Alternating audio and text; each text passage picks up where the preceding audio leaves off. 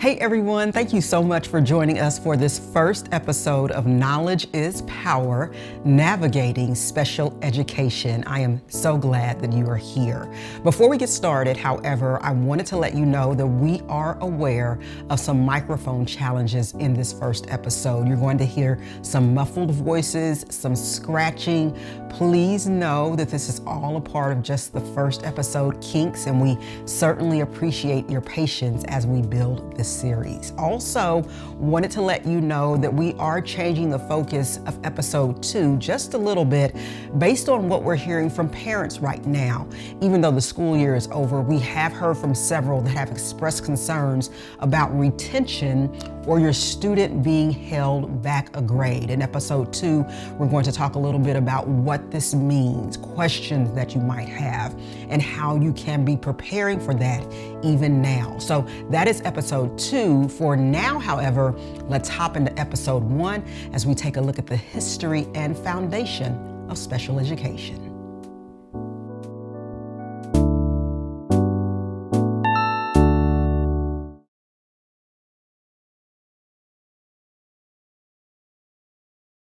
Hello everyone, and welcome to the first segment of Knowledge is Power, Navigating Special Education in Alabama. I'm Melanie Posey, and I won't say that I'm a retired journalist. I am no longer a professional working journalist, but I was for over 20 years. And so I just have a heart to educate, help, and serve, and that is certainly what I'm hoping to do with this segment that we are beginning today. So for 15 years, I was on air here in Birmingham, Alabama with WBRC 6 News. I left in 2019 to pursue other opportunities, but certainly have remained a journalist at heart. I still have the honor and the privilege to host a legal call-in talk show, Law Call, which ironically is on WBRC on Sunday nights after the 10 o'clock news. So for anyone who is in Birmingham, if you're up, if you need some legal advice on Sunday nights, please let me give a shameless plug to Law Call with Kirby Ferris and Ken Riley of Ferris Riley Pitt on Sunday nights on WBRC 6 News. So I've been there 5 years, and a couple of weeks ago had the opportunity to do a show that we've never done before on Law Call. It was dealing with the topic of special education.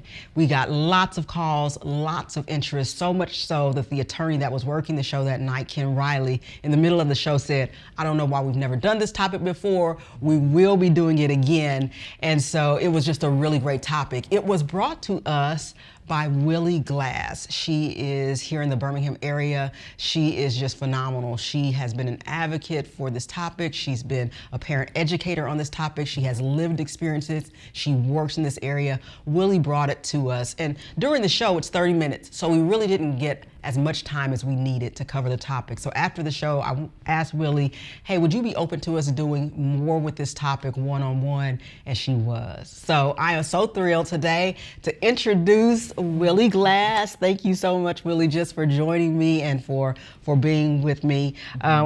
Look, this is our brainchild. So we haven't done this before. Right. This is the first time for both of us in terms of getting together, sitting down one-on-one to discuss this topic. We want to put a disclaimer out there. We are not lawyers.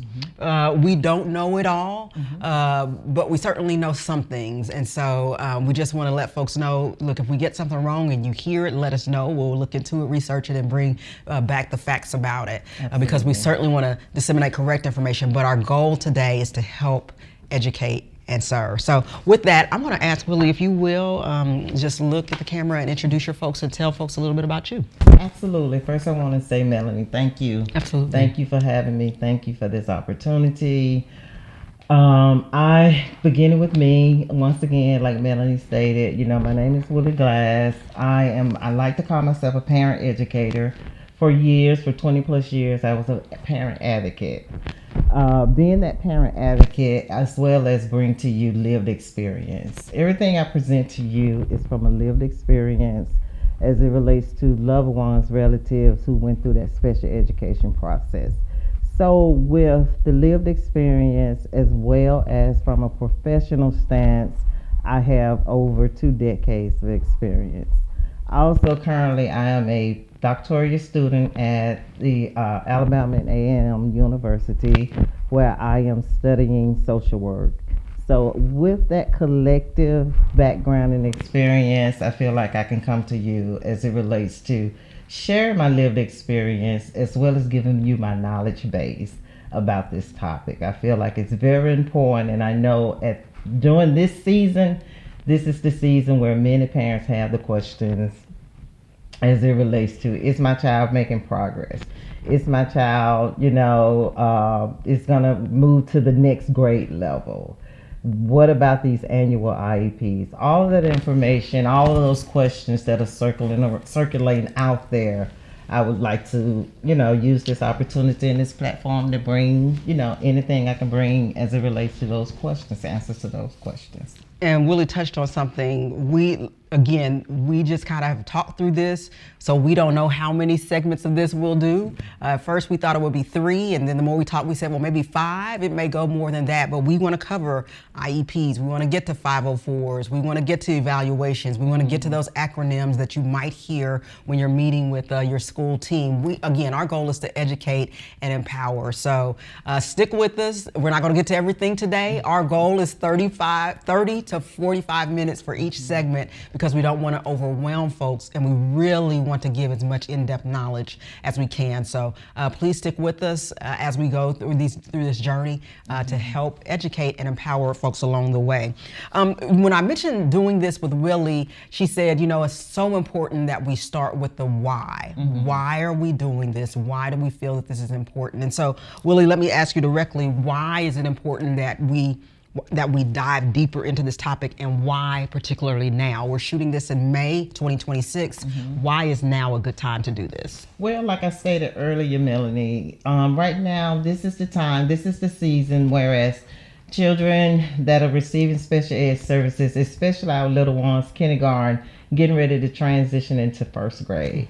This is the time that annual IEPs are being done for the next school year. This is the time that parents have questions, or they're sitting at the table asking about progress. The team is talking about progress. And, some is, as it relates to that progress, is making progress. And then what is not mentioned a whole lot, those babies that are not mastering those goals. Mm-hmm. So this is that season where those conversations are happening, and parents are maybe asking the questions or maybe not asking the questions. Mm-hmm. If for those parents that are not understanding the process, not understanding, the language. So this is that season where those topics and those conversations are being held across the state. So that is the why. Also, that is one of the levels of why. Yeah. Another level of why is in reference to understanding special education. I feel like it, in my opinion, when we talk about special education, it's such a negative connotation. Mm-hmm. I always like to go back historically. Mm-hmm. When special education was put in place in 1975. It was put in place as it relates to allowing those children with disabilities to be included in that realm of general ed, in that realm of that educational piece. So historically, when we're talking about the why, I feel like moving forward, we must understand the foundation of special education in order for us to understand it now. And as Melanie stated, our disclaimer, we're not legal advocates. Right. We're not attorneys. I'm just giving you my lived experience. And I wanted to say that because, in my opinion, if you look at special education historically and you compare it to today, we're kind of going backwards instead of moving forward. And that is my experience. So I feel like the why is helping parents understand, special education, understand why special education was put in place, understanding their rights, understanding the requirements that comes with that act, that law, and being able to utilize that for the best interest of their child. And I'm glad that you mentioned the acts and the rights of the law, because that was one of my questions when Willie first came to me for Law Call. My question was, how does this relate to legal situations, because that show was dealing with the law. And she quickly said, because parents have rights that they may not know about. And so that right there was the connection for the show that we were able to move forward on. But again, there's so much more. She mentioned, this was a perfect segue because you mentioned the history and the foundation. And so when we were talking, I said, well, let's talk a little bit about the history. I believe let's do thorough. So let's start at the very beginning. So we have a few notes here. We're going to also put up on the screen a little bit of the history or a timeline so that you can follow along with us as we talk. But Willie, as we talk a little bit about special education, the history of special education in America, it really starts, we have to go all the way back to 1954. That's right. And tell me why that is. What happened that year? That's right. Because when we talk about 1954, we always know and understand as it relates to the Brown versus the Board of Education in 1954. It was that separate but equal. Separate is not equal, and that was the foundation for inclusion. When we think about Brown versus the Board of Education, we really don't think about special education. I never have, no. I think of it more from a racial, bringing students of all races together within the schools. Yes, absolutely. We think about that race entity, but then at the same time, you have the special education of children with disabilities that needed to be part of that segment. So that set the foundation as it relates to inclusion. That 1954 Brown versus Board. Absolutely, absolutely. And then 1974, that's when the Section 504, as it relates to that part of that civil rights, became in place, and that was to protect the children from discrimination. So it's still all in that under that same umbrella. So that was when we first heard the term 504. Absolutely. Absolutely. 1975. 1975 was that first federal special education law that guaranteed a free public education. Melanie, if you remember, I kept saying free, appropriate public education. You did, yes. That is what's key as it relates to special education. That's when it all began to come together. And I'd just like to share a snippet. It goes back to the why, when we talk about the why. In that era, and I'm giving my age. Nothing wrong with that. During that area, that lived experience for me was to watch relatives go through that. When that was first enacted as it relates to including children with disabilities, as it relates to that special education umbrella.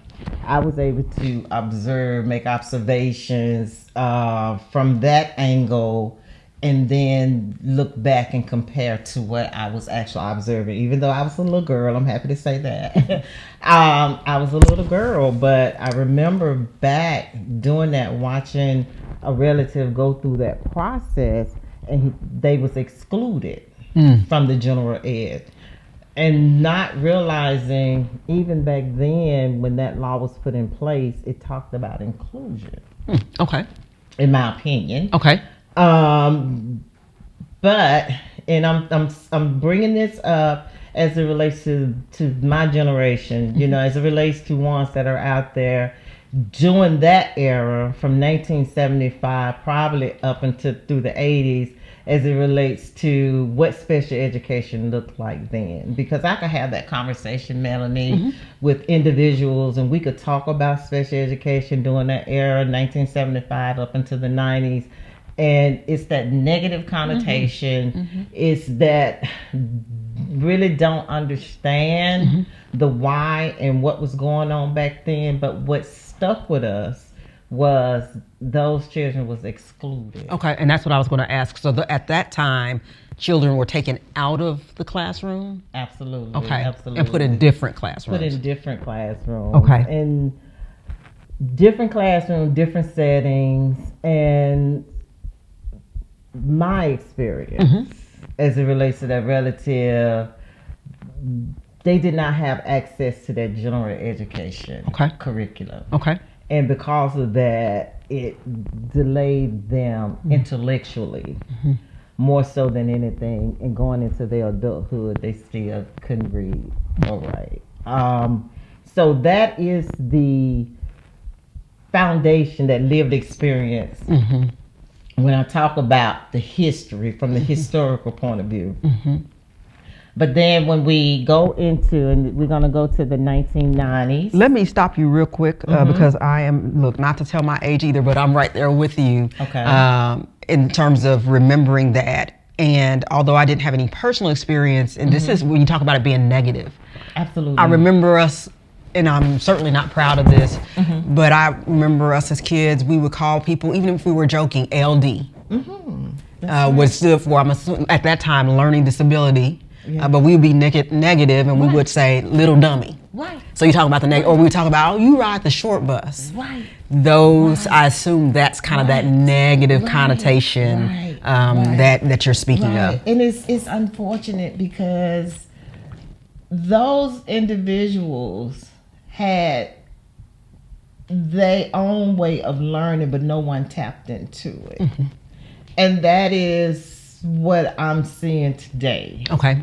Whereas back when, like you said, you know, and believe it or not, because of that negative connotation from the community, from their peers, those babies, they compensated. They overcompensated. And my relative overcompensated. And as they became adults, they had other skills. Okay. That they was able to tap into. Okay, which is great. And I'm sure, you know, someone out there has a story like that. I had someone to share a story with me not too long ago who talked about, you know, their relative. And I feel like, you know, now that we're having this conversation, it's so many out there could share a story such as mine. And this particular person shared how their loved one was mathematical. Strong mathematically? Absolutely. Absolutely. Even though they was placed, you know, in this special, under the special ed umbrella, they could deal with numbers on a high level. But because of the negative connotation, because of whatever that process was back then, that was overlooked. And then going back to your question, and as it relates to that negative connotation, and, you know, that kind of has transferred and continued to follow special education because of way back. You know, when I'm having conversations with families, and it could be a young parent. And we could be discussing, you know, the needs of the child, the developmental level of the child, and, you know, a possible what we call LEA, local education agency referral. And I can have that parent's attention, but when she goes back home and communicate with her elders, then she come back and say, no, you know, I don't think this is what he needs. Because of that history of negative connotation. That's wow. Right. That's right. It's generational. Yeah, that's so good. So that's another part of the why. Yeah, that's good. You know, in order to shed light on special education has changed tremendously. That's good. From what it was back when. Yes. But it comes with us knowing knowledge. Absolutely. About it. It comes with us educating ourselves, studying it for the sake of the children. Yes. And that is why it's important to know the history behind it. Yes. And that is why it's important for us to sit here and reach those generations that, such as ourselves, knowing, you know, what we experienced, what we observed, what our perception of it was. Yes. You know, we want to change that trajectory. We want to change those lenses of those grandparents and great grandparents, because this is what's key.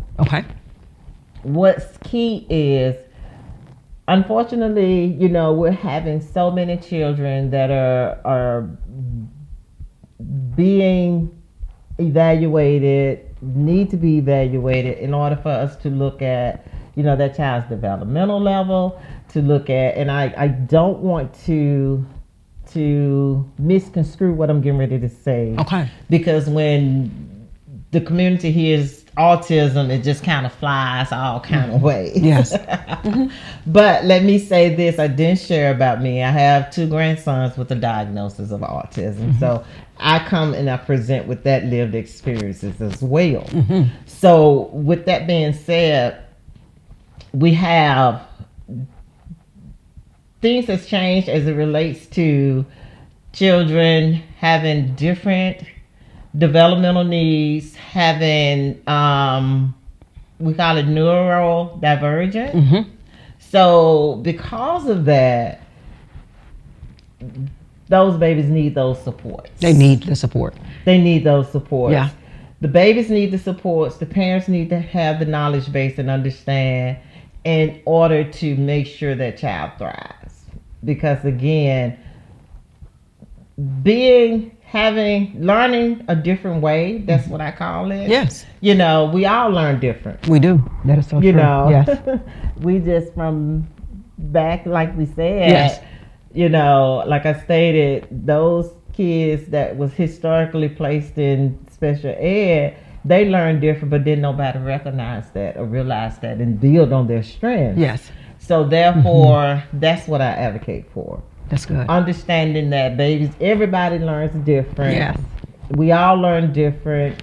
I'm visual, and I put that disclaimer out there quick. Yes. I'm visual. That's how I learn. Yes. Whereas I'm able to build on my strengths, and I see that in my grandsons. I look for their strengths. That's good. That's so good. So yes. So important. And I will say this too, we're talking about the history. We're not criticizing the history. We're not, because folks back then, I'm sure, did the best that they knew to do. Absolutely. But as you go, you grow. And so that's the goal. We're not criticizing the history, but we're certainly putting it out there so that folks know what the history is, because that is certainly important. Do me a favor, Willie, if you will, as I go to this next one. Fix that mic and just scoot over a little bit. I just want to make sure that's great right there. Okay. So let's move. We were at 1975. Let's talk about 1990 and move to that year. Okay. 1990 is when the American with Disability Act was enacted. It extended disability and civil rights protection to all public spaces, including schools, went from education for all handicapped children to the Individual with Disabilities Education Act, which is, when you hear it, like it says, Individuals with Disabilities Education Act. Yes, which is different than, so that's a change in the language, that's a change in how we're referring to folks. And of course, today we are well aware of ADA and all, probably not all that it encompasses, but we're more familiar with it as it relates to different segments. So that was in 1990. Also in our notes, we have that it added transition services and expanded the disability category. Talk about what that means. Okay, when we talk about disability categories, just understand that through special education, I know, like I stated, when talking with young parents and they go back and talk to their elders, and their elders would say, no, we don't need that. They just want to label this child. They just want to label this child. And then I have to go back and say, they're not it goes through a process. It is a process, a referral, process, meaning the district has to get that referral. They have to have enough data even to accept the referral. Okay. It has to be enough data, meaning the parents' input, teachers' input, if that child is in a child development program. Also observations. They have to collect enough data in order to say, okay, this is enough for us to accept that referral. Then once they go through the evaluation process, there are 13 categories, and please don't make me sit here and call them all out right now. But there are 13 special education categories that could possibly impede that child's learning in that learning environment. So it has to impede, it has to affect that child's ability to learn in that environment. So that is when, IDEA, included that transition in those categories, and, it continued to build, and now it's at 13. Okay. Oh, wow. So it didn't start out at 13. I don't think over the so. years. It's gradually. Okay. Because I know they added autism for sure. I see. And I think, if not mistaken, they added other health impairment, that is another language. Okay. And maybe we'll talk about that eventually. Okay. But for the sake of time, again, they added those things, and each time when something has been added or changed, it is for the benefit of the children. And I must say again, it's not a labeling process. So it is truly a process where it's hard to just label that child, because everything has to be data supported and documented, and then determined by the team whether this child is eligible for services. That's so good to point that out, because I could totally see someone hearing this and immediately jumping to that labeling. But what I hear you saying is, no, it can't be just a label, because there's a process that has to happen to get to that point of needing services. So it's not just like looking at someone and saying they need this. Right. There's a process. Right, with it. right. And I in my opinion, the districts are not in the business of labeling, because there's a shortage of staff, shortage of special ed teachers, in their defense, I don't feel that they're in the business of labeling. As a community, it's a matter of coming together and seeing what's the best interest for that child. That's so good. That's so key and so Yes. important. So thank you for that. So that was 1990. Let's move now to 1997. Okay. And talk a little bit about what happened that year. Okay. I don't see it in my notes, but 1997. Oh, 97. IDEA reauthorization strengthened Okay. inclusion and requires access to general curriculum. Okay. And so when we were talking, what I had in my notes was that is when mainstreaming started. Absolutely. Thank Okay. you for that. Yeah. And I should know that, because I had a relative, once again, and I call it 3-generational, whereas I had a relative in the 70s, and then I had a relative pretty much in the 90s up to the 2000s. Okay. Whereas they got a chance to participate in that mainstreaming, that Okay. inclusion piece, where it was huge then. A lot of districts was implementing this, and I'm sure, and prayerfully, they still are. Yes. But just based off that inclusion, that mainstreaming, this kiddo thrived. Oh, wow. This kiddo thrived. Wow. I like the fact that it became mainstreaming. It was very discreet.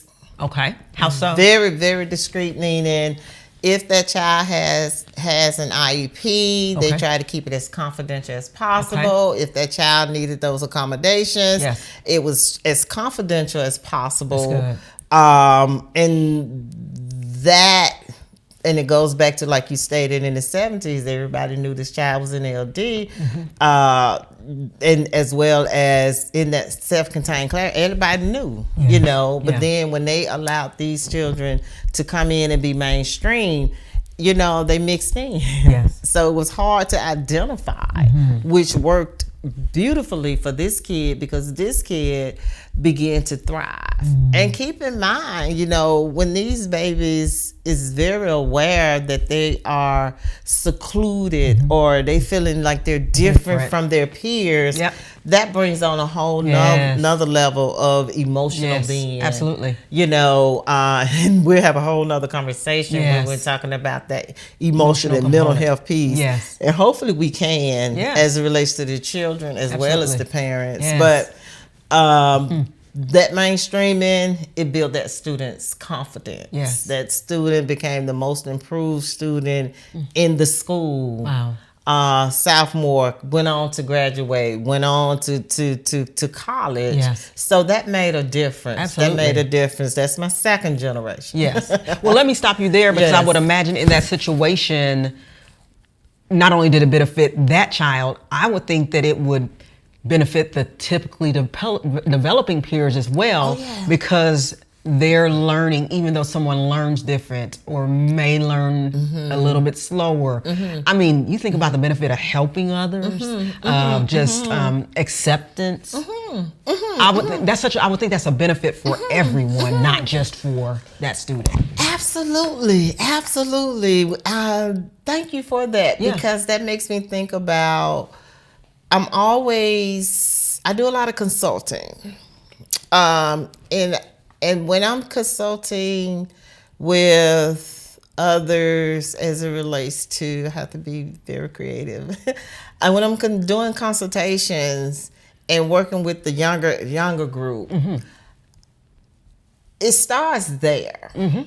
It starts there. And like you say, be typical or atypical. Yeah. For those children, those peers that are typical, if you begin teaching them acceptance at that level, and I love, because what you just described, in my opinion, is peer-to-peer. Absolutely. Peer-to-peer. Yes. Okay, I'm going to shift. I'm going to come back to my second generation, but I'm going to go to my third generation. Okay, yep. My third generation, as it relates to my grandsons, one self-contained and one we had to fight for him to be in general ed. So we're mainstreamed. Mainstream. Okay. By the third year he was mainstream, he came home. He wanted to play Duck Duck Goose. Okay. He had lesser words than he do now. Okay. Now he has a slew of words. Being around those typical peers. Now, when someone asked me, well, did special education do that? Did the teachers do the general ed? I'm going to say part, but a majority of it is his peers. It's his peers. Yeah. So I advocate I'm always advocating, let it be peer-to-peer.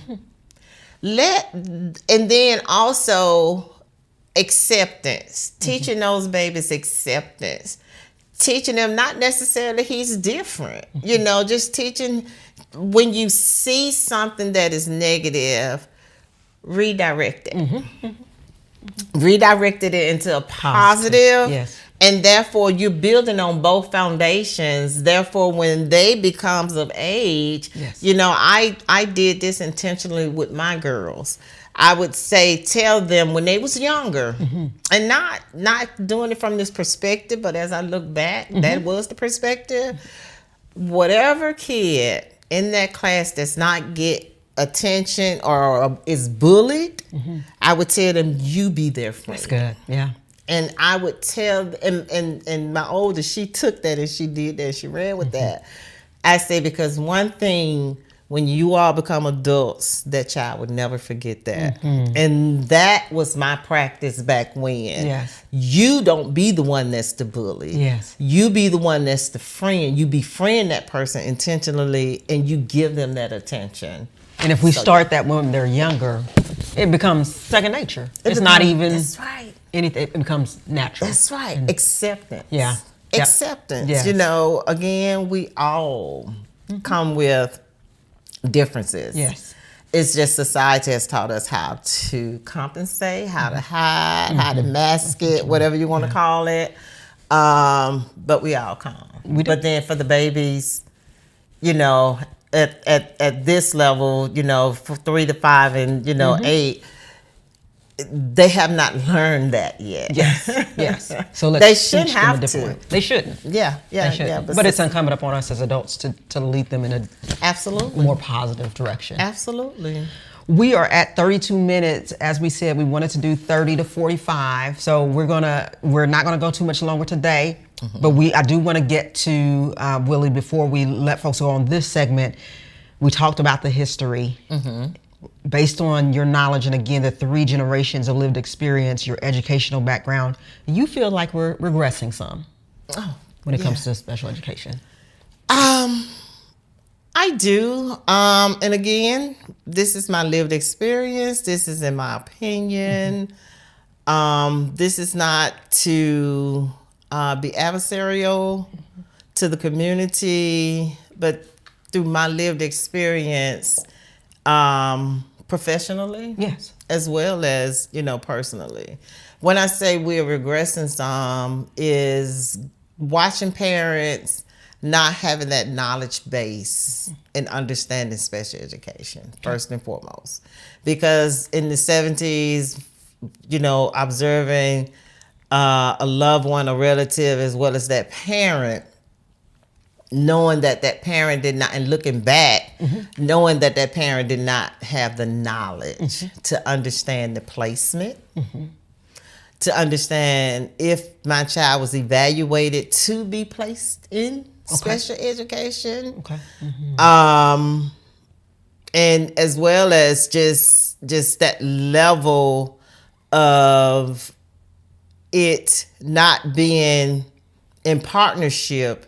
It was more so, okay, the educational team, if there was a team, I'm not sure back when, but they have the knowledge. I must follow their guidance because they are the experts. So now today, and that was back then. Now today, I feel like that is kind of resurfacing. Okay. Whereas the right questions are not being asked by the parents. Yep. And the right questions are not being asked because the parents are not understanding all the ins and outs of special education. And because we don't understand, and trust me, I've been in those shoes, and that's why I was forced to self-educate, because once I realized the experts was leading me, failing me, I had to begin to self-educate in order to at least make sure I get what I need for this child to get where they need to be. And so therefore, not understanding, not knowing the right questions, not understanding the language that is being presented, it kind of goes back to the 70s, even though it's presented differently, but it's the same baseline, the same common denominator, meaning back then, you know, watching the relative, not understanding what was being presented, not understanding placement. I see that today. You know, not understanding the language. Yes, we understand English, but do you understand what is being presented? You know, even the acronyms, LRE, do you understand that? Do you understand FAPE? Do you understand IDEA, the language of special education, in order to make an informed decision, and especially that LRE, least restrictive environment. And I'm going to say this word and I'm going to leave it at this, and maybe we'll come back to it. Do you understand least restrictive environment, and your child needs a small group? Because I know out there you've heard small group a lot of times, but you probably ain't heard least restrictive environment as much. But do you understand, what does that mean? That's what I mean by the language. So that's why I say we're regressing. So I'm gonna leave it there only because that was a good tease. Because I know someone heard you say that just now, and they're like, "Wait, what? What is that? What is that?" We want to do a show at some point, or a segment on just those acronyms, so that you can understand not only what they stand for, but what does it mean. So I think that was excellent in terms of, again, foundational. Because I'm not on air, I can talk about my faith. I'm a big person of faith. And there's a scripture that says, first the blade, then the ear, then the full corn in the ear. And basically what that's saying is foundations, you start with first things first, and then you grow from there. Absolutely. And so that's why I felt it was important, and Willie agreed wholeheartedly, and really kind of started this portion of the conversation of the history of it, so that we know where we've been, so we can, know where we're going. So let's leave it there if we can. Our next segment that we're going to do, we're going to talk a little bit about that. We're going to start with different ages. So we're going to start birth to 2.5. Then we'll go from 3 years up through high school, and even maybe touch on college when students get outside of high school. So we've got a lot to cover. Again, this is going to be several segments, but hopefully having this historical piece of it gave you a little bit of foundation as we move forward. So we're going to share this on different social media platforms. I hear people say this all the time, the whole like, share, subscribe, and I'm like, oh, it's so corny. But now that I'm doing this, my request is, if you know someone, it may be a parent who's dealing with this, it might be a grandparent that's dealing with this, it might be someone who's pregnant and hasn't had children yet, but will be facing having children soon, and it's just you want to be knowledgeable and help someone you know, please share these segments with them, because again, our goal is to educate, our goal is to help, and our goal is to serve. So thank you so much for joining us for this first segment. Willie, I think we did it on this first segment. Absolutely, Knowledge is power. I feel good about it. And let me say this in reference to sharing. This is not an Alabama issue. Okay. This is across the country. Okay. You know, you may have a loved one that is out of state. Yes. You know, and still facing these same issues that we're discussing. So again, this is not an Alabama issue. So I'm making that clear. Yeah. This is across the country. It's important. You know, absolutely. That's important. Well, we look forward to folks getting this information, just again being encouraged, being empowered, and being educated to have a voice, a strong voice for their children and for their families. So please join us for the second segment of Knowledge is Power, and we will see you then. Absolutely. Take care.